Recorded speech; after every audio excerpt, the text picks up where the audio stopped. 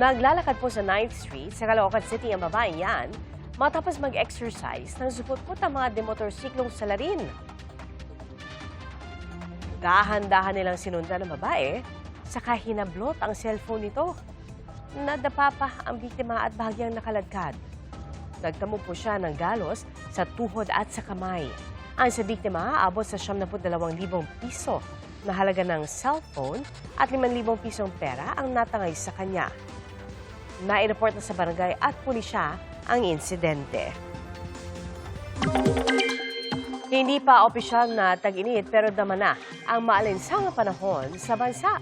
Sa Dagupan City, sa beach ang punta ng ilan para maibsan ang epekto ng mainit na panahon. At ayon sa Pag-asa, unang araw pa lang ng Marso, pumalo na sa 40 degrees Celsius o extreme caution level ang heat index sa lungsod. Posible rin daw pumalo sa 50 degrees Celsius ang heat index sa Dagupan kaya nang naranasan noong nakaraang taon. Dagdag pa ng Pag-asa, noong 3 linggo pa ng Pebrero nagsimula ang mainit na panahon pero wala pa raw formal na deklarasyon ng tag-init.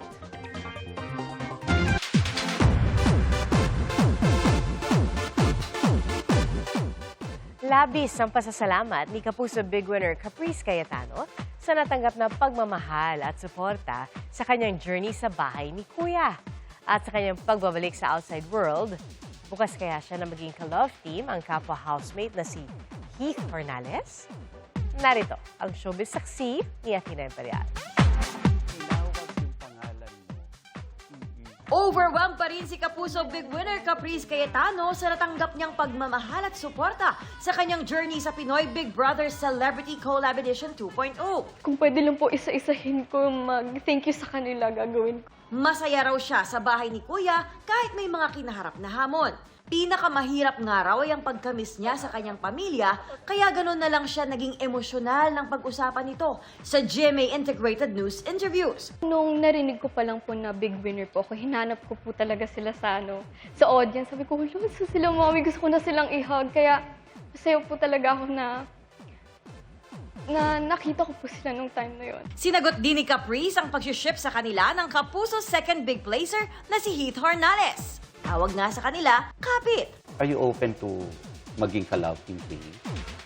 Ako po talaga, simula po nang pumasok ako sa bahay ni Kuya, ang goal ko lang po talaga is magkaroon po ako ng sariling career. Pero mabait naman po si Hito, wala naman po akong any problem sa kanya. Sabi ni Caprice, gusto raw niya munang i-enjoy ang kanyang teenage life. Sa boxing ring naman, wagi si Eman Bako sa Pacquiao laban sa Indonesian na si Reynald Christian Kundima. Spotted na nanood doon ang kanyang pamilya, kasama pa si Jillian Ward para pagbigay suporta. Inspired din po ako dahil sa inyong lahat at lalo na kaibigan po. Sabi ni Jillian sa kanyang online post, first time daw niyang manood ng boxing match at masaya siyang suportahan ng isang future world champ. And wait, there's more! May entering TikTok video ang dalawa. Unang gabi pa lang, balot agad ng sikreto at misteryo ang The Secrets of Hotel 88. Bawat karakter sa serye, may itinatagong lihim kaya ngayon pa lang, umaapaw na ang fan theories. Sabi nila si Easy ganda-gandahan lang sa teaser, siguro siya yung killer. Dustin, ang dami ng fan theories about your character. May tumama ba? Meron, actually. Merong tumama. Meron. Pero, bawal ko yung Pero may tumama. Nagulat nga ako. Mapapanood ang The Secrets of Hotel 88, 9:35 p.m. bago ang saksi. Sa international showbiz news naman, bali-balita ang kasal na sina Zendaya at Tom Holland. Ito ay matapos siyang kumpirmahin ng longtime stylist ng aktres. Wala pang komento ang couple. Para sa GMA Integrated News, ako si Athena Imperial, ang inyong saksi! Bago sa saksi, magbabalik operasyon ng ilang flights sa Dubai Airport at Al Maktoum Airport.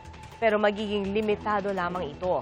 Nag-abiso ang pamunuan ng Dubai Airport na huwag pumunta ng paliparan kung walang natatanggap na kumpirmasyon mula sa airline.